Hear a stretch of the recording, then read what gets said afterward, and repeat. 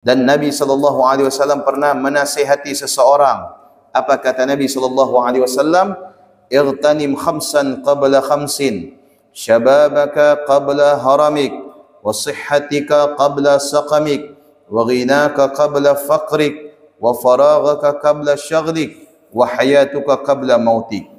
Jagalah yang 5 sebelum datang yang 5, kata Nabi. Apa? Masa muda sebelum datang masa tua. Setiap orang terlahir dalam keadaan muda.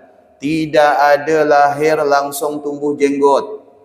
Tidak ada lahir langsung punya uban. Tidak ada lahir langsung keriput. Tidak ada lahir langsung megang tongkat.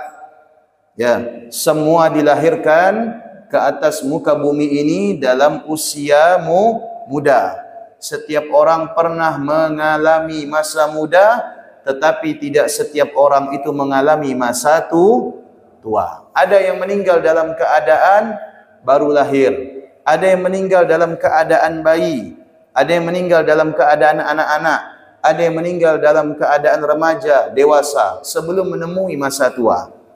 Ya, berarti menunjukkan setiap manusia oleh Allah Subhanahu wa taala dibekali masa muda. Ya, setiap manusia dibekali oleh Allah masa muda. Walaupun tidak semua itu dibekali masa